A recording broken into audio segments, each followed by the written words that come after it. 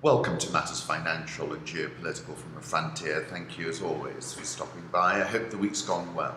It certainly gets busier and busier, doesn't it, every day? Eventually, I suppose, we spin off somewhere into dust, I suppose. Let me start with two analyses. I did one yesterday with the TRT World about the Qatari $15 billion pledge to Turkey. I was reflecting on the geopolitical fault lines, the fact that Erdogan had saved the emir from imminent invasion, and this was, in my opinion, a quid pro quo. And prior to that, I'd done an interview with Riyadh Carey, where I was much more forthright with respect to President Erdogan's desire to bend monetary policy making to his will, and my sense that this was not possible. So do have listened to interviews, one after the other. Macro thoughts, this made me laugh from the stalwart and kind of sums it up. US futures are up this morning on this news. This is of a low-level visit by a Chinese official to meet with the Undersecretary of the Treasury, Mr. Malpass. Home thoughts, rest in peace, Aretha Franklin, whose music was just extraordinary, and I was looking for a quote which would reflect her sort of way of thinking, and one she says, "Every day is a gift." R-E-S-P-E-C-T, respect. We all require and want respect, man or woman, black or white. It's our basic human right. Aretha Franklin, 1942 to 2018. I was going through some very old photographs, and I found this one of myself, my younger brother, and my mother, who passed away in 2001. And it feels just like yesterday.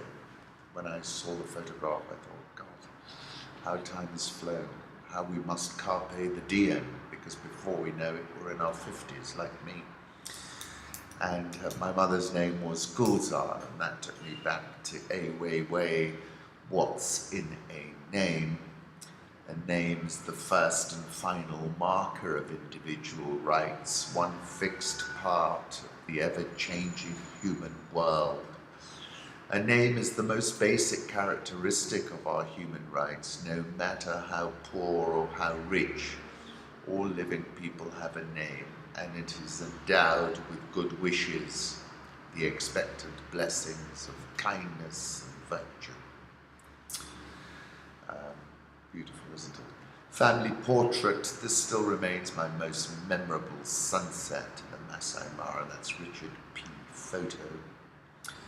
Getting a good sunset and a subject can be tricky, so when one giraffe became two, became three, then four, I couldn't believe my luck. And here, this is a photograph of the Milky Way and a Perseid meteor from Brasstown, Balt. I love those photographs of the stars and the universe, the sheer enormity of it, the fact that the frontier is so far. Political reflections. Turkey has taken advantage of the United States for many years. They're now holding our wonderful Christian pastor, who I must now ask to represent our country as a great patriot hostage. We will pay nothing for the release of an innocent man, but we are cutting back on Turkey. Mnuchin says more sanctions prepared if the pastor's not released.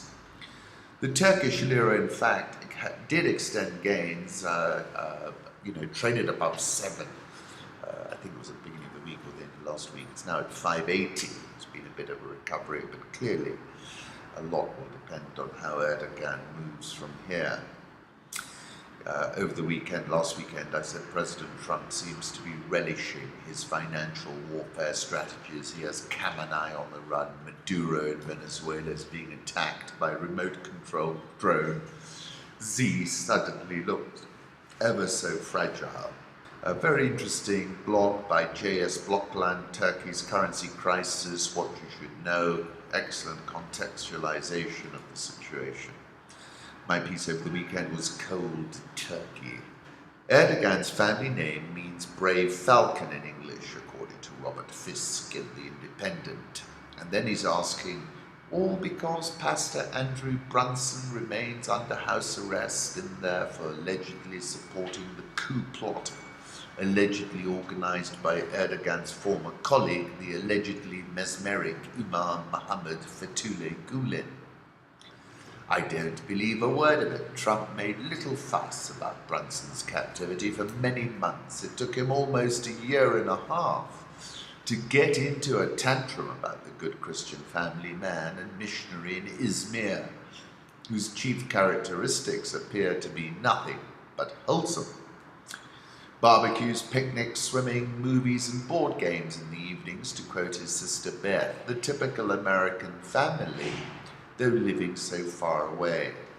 American evangelical Christians were outraged at the arrest of this godly man. Christianity was on trial, of course. And their favorite president finally tweeted that this innocent man of faith should be released immediately. And so it came to pass that Trump's wrath was visited upon by the Muslim president who locked up a man who was only doing God's work in the comfortable coastal city of Izmir. Double US tariffs on steel and aluminium helped to crash the Turkish lira, which has lost 45% of its value this year. Although Erdogan might also be blamed for his refusal to raise interest rates against inflation, but let's be sane, is all this because of a Presbyterian pastor? No. For here's the real list of Erdogan's crimes. He's buying the Russian S-400 missile system for Turkey, refuses to accept US support for America's Kurdish YPG allies, allowed Islamist fighters to pour over Turkey's border into Syria, along with a lot of weapons, mortars and missiles, to which Washington had no objections at the time, since the US was trying to knock Erdogan's former friend Bashar Assad off his perch. Then, after shooting down a Russian aircraft along the Syrian border in November 2015, for which he was immediately boycotted by Moscow, Erdogan cuddled up to Putin. It was thus the Russians and the Iranians who first warned Erdogan of the impending Gulen coup against him in July 2016. They had been listening to the Turkish military's internal radio traffic and tipped off the Sultan of Istanbul.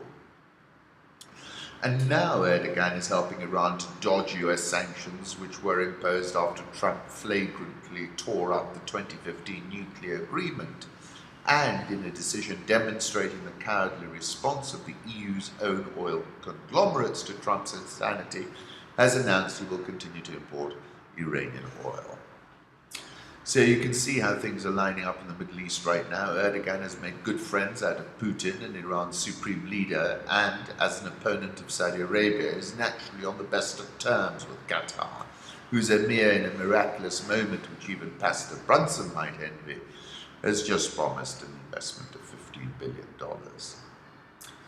And then saying, set against this horizon, Erdogan doesn't need to be a brave falcon, just a wily old bird. I wrote on my piece of the weekend that he's a Shakespearean figure, slayed enemies real and not real, chest puffed up with pride. He even rescued the Emir of Qatar. Riyadh and Abu Dhabi resent Erdogan's projection of power through Qatar into GCC territory, which they regard as their playpen. The Turks in turn suspect that the Emiratis had a hand in the failed coup attempt against Erdogan in July 2016. Trump wants to make John Brennan the face of the resistance, says Eli Lake in Bloomberg Opinion. As is so often the case, however, the conventional wisdom is wrong. Far from trying to silence Brennan, Trump is elevating him. He wants to make Brennan the face of the so-called resistance. Trump says farmers are starting to do really well. The data says otherwise. They are, I hear, despite everything, they're starting to really do well, he said. They're selling the corn, and they're selling the soybean, and they're selling everything at levels that are soon going to be pretty good levels. Benchmark soybean futures are down 14% since China first proposed slapping tariffs on US supplies in April. China followed through on the threat in July, and agricultural prices in general remain weak. The Bloomberg Agriculture Subindex, which comprises soybeans and 7 other major farm products, hasn't really recovered since touching a record low last month. China bought more than $12 billion worth of soybeans from the US last year. The administration said last month it plans to offer $12 billion in aid to farmers affected by the trade conflict. China attacked our farmers by trying not to buy from our farmers, Trump said. They know the farmers like Trump and I like them, I love them, he said. Point of fact, and I wrote about this on the 9th of July, the Chinese government has been very surgical in its response to Trump, and in particular is targeting the farm economy because of exactly what he's saying. Troubled, China's stocks in yuan continue to fall in tandem. This goes back to last weekend when I said Trump seems to be relishing his financial warfare strategies. He has Khamenei on the run, Maduro in Venezuela is being attacked by a remote-controlled drone. Xi suddenly looks ever so fragile. And then I was contrasting that only August last year I was written a piece called China Rising, that link is on Rich Wrap-Ups. And I said, look at that and compare it to today when Xi Jinping is in an existential, chicky-run competition with POTUS, and all at the same time just when he chose to put himself on a pedestal. It's hubris at a Shakespearean and geopolitical scale. Tariff wars, who blinks first? For now it looks like the Chinese are. Tonga Prime Minister fears asset seizures as Pacific debts to China mount. Pacific Island nations are holding talks which could lead to a coordinated request that China forgive mounting debts in the region, and concerns Beijing may start seizing strategic assets, Tonga's Prime Minister Akilisi Pohiva said on Thursday. If it happens in Sri Lanka, it can happen in the Pacific, so it is entirely an option for China to consider, he said. Did not identify any specific assets at risk of being seized. In April, media reports suggested China wanted to establish a military base in the Pacific island of Vanuatu after funding a wharf big enough to handle warships. Both China and Vanuatu denied the reports. It is no longer an issue for individual countries because there are small countries who borrowed from China, and we have problems with that. The option is to collectively work together to find a way out. The whole issue with Tonga has gone through the Pacific like a dose of salt, and understandably, because the money they now need to repay their loan means they have less money for health and education. This is Fioravanti Wells speaking to Reuters. And this goes back to June 2018 when I said the first overarching point is that creditors are not Santa Claus and miscues will exact a very heavy price. Countries will be hambantoted, which seems to be what they're facing right there. August 2017, I said Sri Lanka, which gorged on Chinese debt, has had to disgorge the Hambantota port to its creditor. Pakistan will find the IMF's terms less onerous than China's, Bloomberg again.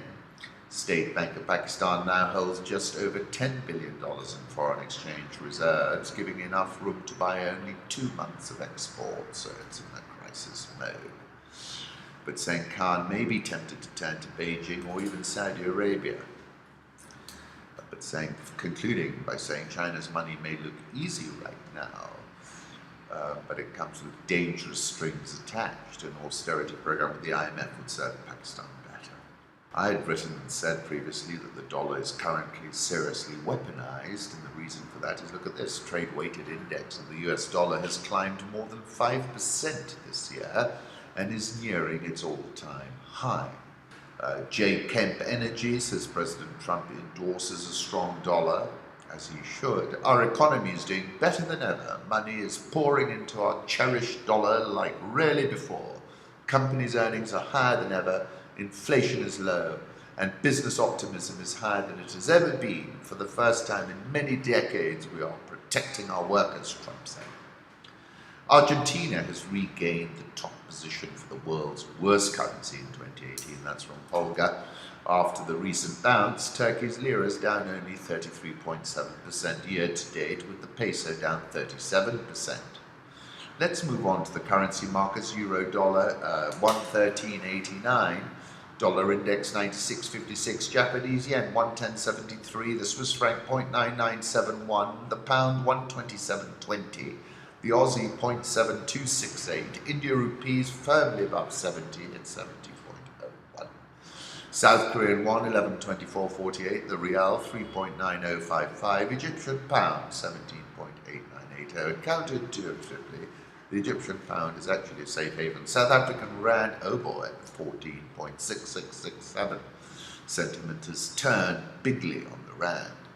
Euro dollar, this is a 3-month chart. I think our target is now below 110.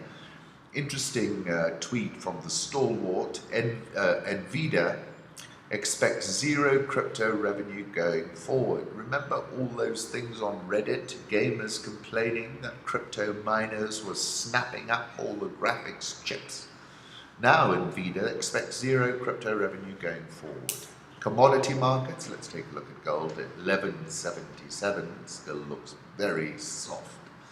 Oil slipped, heading for the longest run of weekly losses in 3 years on the ongoing crisis in Turkey, and after a surprise gain in US crude stockpiles. Brent crude $71.40, WTI $65.45. So we remain on the back foot. I think 2-month lows. There's a bear market in copper. Have a look at this chart from Jamie at Reuters. And the emerging market contagion is clearly infecting metal markets. Look at this correlation graph. Emerging markets' worst week since the height of the sell-off in February. That's David Inglis. Emerging market shares rose for the first time in 8 sessions. And this is the year-to-date. Look at that. That's from JS Blockland. Let's move on to Africa. This is a member of parliament in Uganda, H.E. Bobby Wine, elected by Ugandans. He was apparently tortured by the police after being arrested. He is a government critic. He's facing a military court. I saw this tweet, "People power are our power, free Bobby Wine." And I will just conclude by saying this is dangerous, a dangerous moment for President Museveni, because the risk of these things is it just turns into a tsunami, and he's an extremely popular man, highly articulate. I remember when he was being arrested, he was telling the policeman, "You know what, I'm fighting for your rights. Can you believe it? And you arrested me." It was really powerful. Somewhere on social media. Africa cannot count on a demographic dividend. That's David Pilling in the Financial Times. Do you remember I've been saying it's a time bomb, in my opinion, rather than a dividend. In 1957, when Ghana became the first African country to win its independence, there were 6.05 million Ghanaians and some 200 million people living in sub-Saharan Africa. Today, Ghana's population has more than quadrupled to 29 million, and the sub-Saharan Africa has nearly quintupled to 1 billion. This is just the start. Africa is on the verge of an unprecedented population explosion. If you ask people to identify the most important trends shaping the world, many would name climate change, rise of China, potential of artificial intelligence, or the surge of nationalism. Few would mention the dramatic increase of the population in a continent that to many is an afterthought. That view will become harder to sustain. Populations in Europe and America have stopped growing. The population of Asia will peak at around 5 billion by 2050. For the next century, most of the increase in the world's population will happen in Africa. The UN's base case is that the number of Africans will double in 30 years to 2 billion, and at least double again to 4 billion by the end of the century. If all those new people can find jobs and opportunity, global growth will gradually shift to Africa. In African Exodus, Asfar Wasana-Sarati, an Ethiopian who spent his adult life in Germany, says future waves of immigration to Europe could dwarf existing numbers. Above all, it is a general lack of prospects that is driving Africans from their homes, he writes. The median age in sub-Saharan Africa is 19.5. That compares with 38 in the US, 43 in the EU, 47 in Japan. In 1960, roughly 1 in 10 of the world's population was African. By the end of the century, that will be more than 1 in 3. And saying this is to misunderstand what a demographic dividend is. If adding people were enough, then Africa would already be rich. Talking about fertility rates have not fallen as fast as in other regions. UN Development Programme says that with an average age of 62, African presidents are out of touch with the policy needs of much younger populations. Surveys show that African women want fewer children than they're actually having, but their preferences are still for relatively large families. And I take you back to November 2014 when I was writing about Ouagadougou, and I called it Ouagadougou's signal to sub-Saharan Africa. And I said, what's clear is that a very young, very informed, very connected African youth demographic, many characterize this as a demographic dividend, which for beautiful Blaise turned into a demographic terminator, is set to alter the existing equilibrium between the rulers and the subjects, that a rebalancing has begun. Uganda is a classic example where we're seeing it visually. Mali throttles internet access, blocks social media during the announcement of elections runoff results. Very interesting piece in Brookings about the Maldives, a crisis in paradise. Crisis is brewing in an Indian Ocean paradise, elections next month. In the Maldives will probably cement the power of the nation's dictator, consolidate the control of China and Saudi Arabia over the strategic island chain. India is already deeply concerned about the implication of this power struggle. India is already being barged out of what is really their hinterland. Very interesting article. I didn't know this. Mali is among the most densely populated cities in the world, with 140,000 people in about 2 square miles. Very interesting story. A senior Indian diplomat told me last week that the New Delhi fears that the Maldives will turn into a hostile port inclined toward China, athwart the crucial shipping lanes of the Indian Ocean. Combined with China's powerful position in Pakistan and gains in Sri Lanka, India feels surrounded. That's the point I was making. The announcement last weekend that the Maldives wants the small Indian helicopter rescue mission in the islands to go home will only add to the jitters in Delhi. I wrote on the 6th of August about the Indian Ocean economy in a portrays geoeconomic positioning. I was describing that piece, and I did not speak about the Maldives, but have a look at that. And I was talking about how everyone's drinking the Kool-Aid of the Indian Ocean economy. Abiy mania, Ethiopians are going wild for Abiy, says The Economist. Business has really been this risk. Anything that's about Abiy Ahmed, as Populaire says, a flurry of titles about Ethiopia's new prime minister has hit the shelves since he took office in April. One bestseller called Moses compares Mr. Abiy to the prophet. Another professes to be an insider account of his meteoric rise. The 2 most popular were written under pseudonym by the Prime Minister himself. The last copies of The Stirrup and the Throne, his meditation on leadership, sold out in the capital weeks ago. We badly need that book, grumbles a bookshop owner. People are always bothering us for it. More than 90% of those surveyed by WAS International, local research firm, have a favourable view of Mr. Abiy.